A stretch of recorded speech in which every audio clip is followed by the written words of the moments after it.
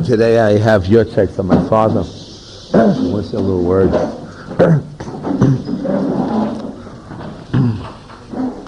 There's a two inyanim of kibbut of aim. One kibbut of aim is that simply the Torah has a chiyuv to makayim kibbut of aim. So you follow the Torah and kibbut of aim. You have a hilchas kibbut of aim. You have there's a lot of halachas in the nafkamina, in kriya. When you do kriya, is it in avelis, and then in kriya, in kibbut. There are all kinds of halachas that are involved in kibbut of aim. And you follow it. But also, the union of the seichel. The seichel is machayev, kibbut of aim. Well, it's not the seichel, not machayev, but we know that there are a lot of people who that on their own understand the idea that malpi seichel, that there's by seichel you see the greatness of parents, and on your own you decide there's an in kibbut of aim. Just like Avinu before he got the Torah when Har Sinai, he figured out from Ramach Yevon Shesogidim that this is a chelik of understanding of the bria of kibbut of aim. We have cases of the person in Ashkelon who wouldn't wake up his father in order to get the jewelry. He understood himself. There's a certain internal hergish that the person knows of kibbut of aim.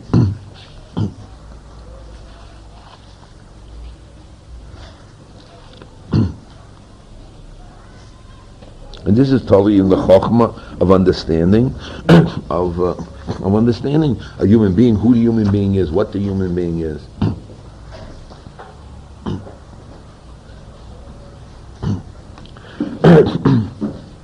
The Gemara in Baba Basra talks about there was an Evan Tova that was hanging on the Tzavar Avinu, and any choila that saw it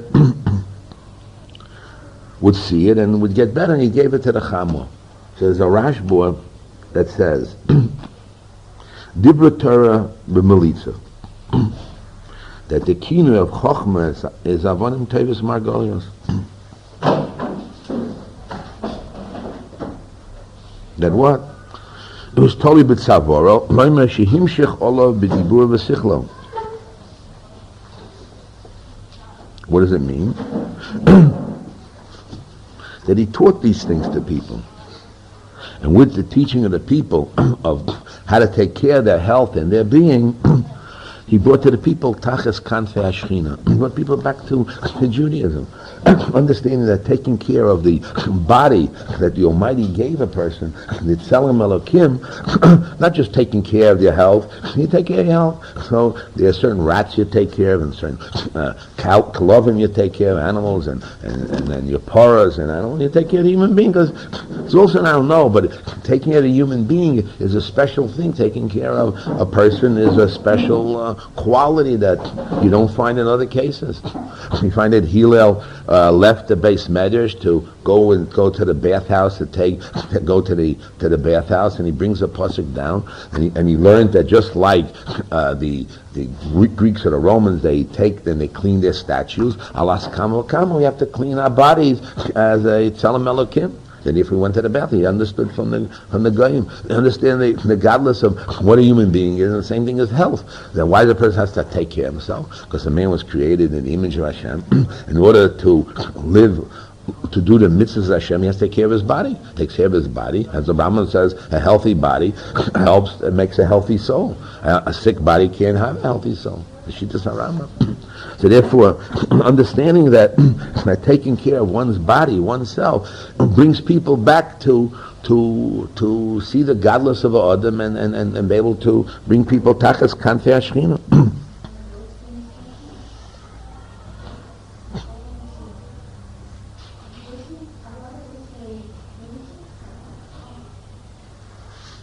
So therefore, this was the essence of a person taking care of himself, the godless of Adam.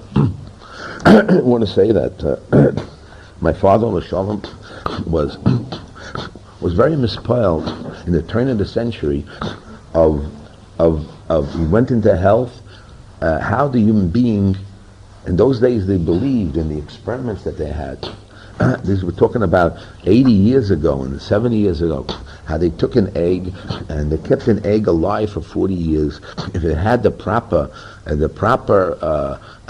nutrition and the proper water and the proper excretion, they can live forever, and it'll turn that had a chance of nitzchis in the body, and therefore a person should not do nothing wrong with his body, and then kal v'chomer, the body also is a soul, and they knew that the way how the person looks at his soul, or the way he is towards his soul and his healthy soul, that makes a healthy body. As a healthy body helps a soul, a healthy soul makes a healthy body. And that was the belief that they, in those days, and my father's belief, that man is a tzelem Elokim and has to be taken care of in a healthy way.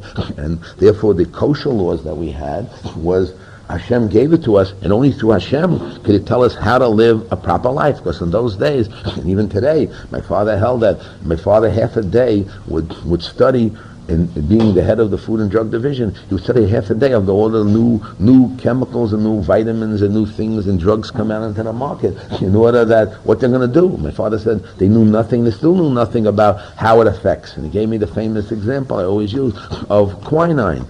Quinine, if a man has malaria, he takes quinine, it saves him from malaria. But on the other hand, quinine makes the heart weaker.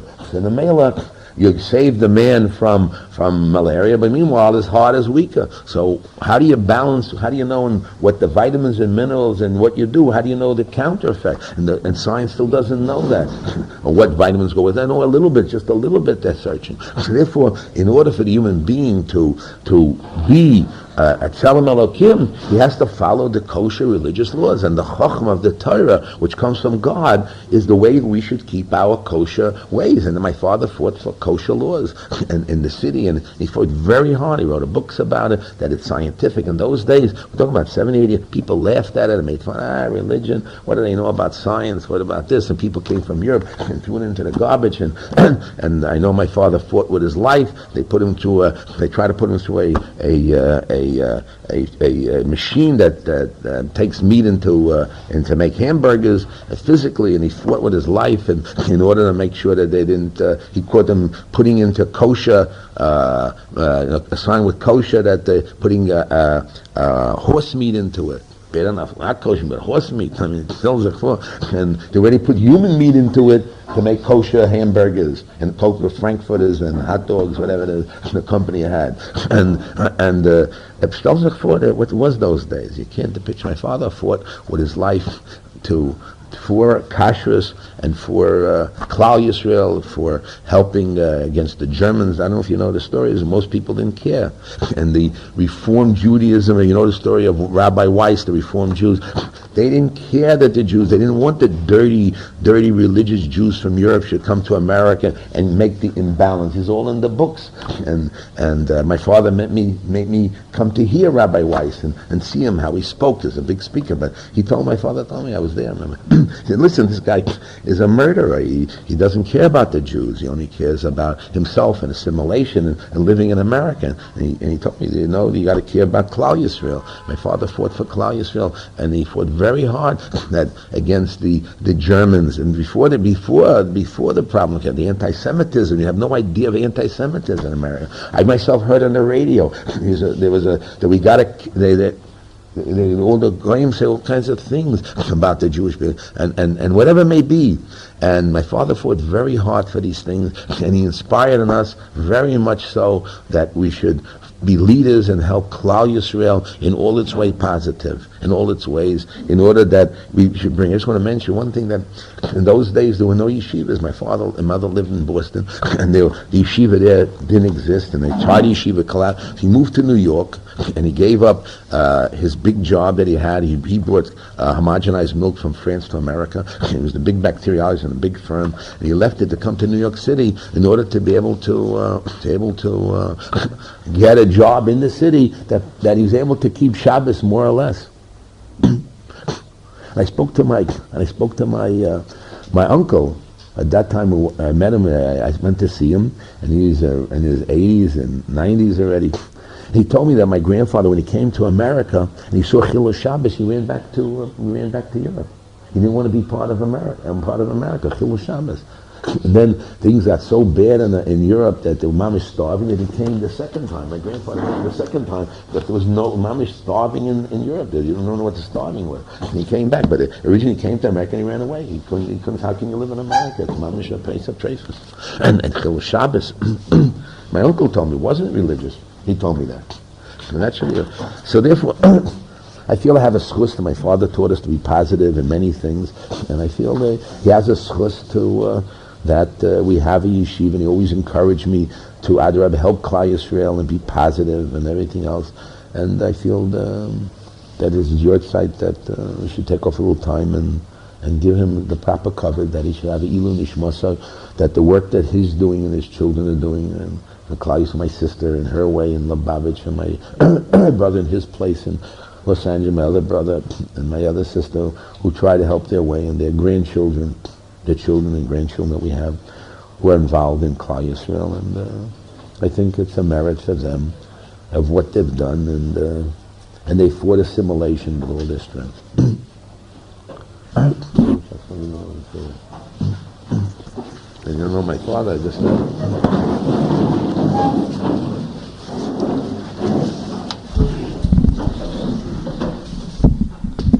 The Shus, the Rosh Yeshiva Shlita,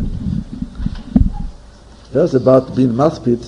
The Gemara said in Broches, the Samach Beis Amud Aleph, a big klal, important klal about Hesped. People think Bechlal today that everything you want to say from your mouth, you say. The Gemara said, if a person is maspid in his adding, he gets punished by Hashem, in Hashemayim. If a person maspid and he is adding to the shvachim stuff which was not true, so machlokas b'shama b'silel in Tziyon Amud Beis, in Tziyon Amud Aleph, in Ksubes, but b'chosen kale, if you're allowed to say kale no v'chasuda or not.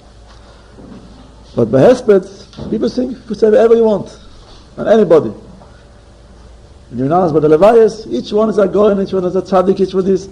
But the Gemara said clearly in Broches of Samach Beis Amud Aleph, that Hashem punish people which give a hesped which is not true. So the Gemara said that they really will get punished, a person which gives a hesped and exaggerate or he will get punished from Hashem.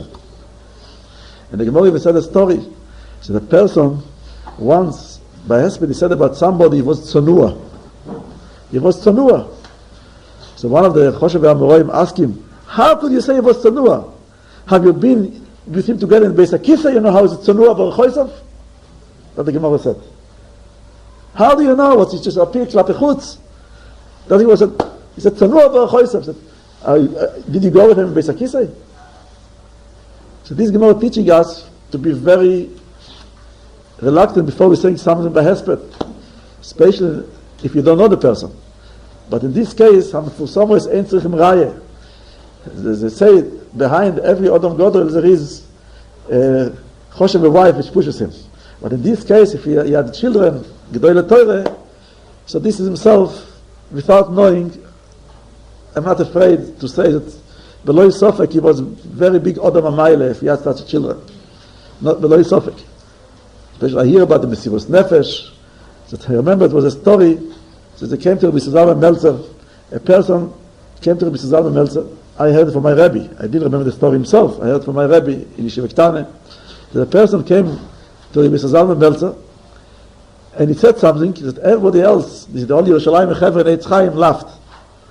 But if we know the Metzias, there's no laughter Bechlal. He said, Rabbi, you know what kind of a man I am? I am 40 years in America, and I am still keeping Shabbos. So all these Israelis laughed. Keeping Shabbos? If you told me about the Chumrah, I understand. Keeping Shabbos. But if you know the history in America, what happened in the beginning of the century, yes. It was such an Nisoyan, a person didn't know what to eat. If you left the job Friday, didn't come Shabbos, you don't come Shabbos, don't come Monday. So Nisoyan was mamish unbelievable. In such a door, such a Metzias, to fight against everybody, to fight for kashrus, to fight to have children b'nei Torah, this is himself the biggest shvach. If he was Zocher to sound like the Rosh Yeshiva, which really influenced a lot of hundreds of thousands of people, so no doubt of it, without knowing him, it's impossible that it was not Odom HaMaileh. So I hope people will learn from him, not just to be masked, to say words and to forget. To learn from him, this Mesiras Nefesh, doing for Klal Yisrael Achrayus, not only for himself, to be involved for Klal Yisrael, and this will be the biggest aliyah to his neshama.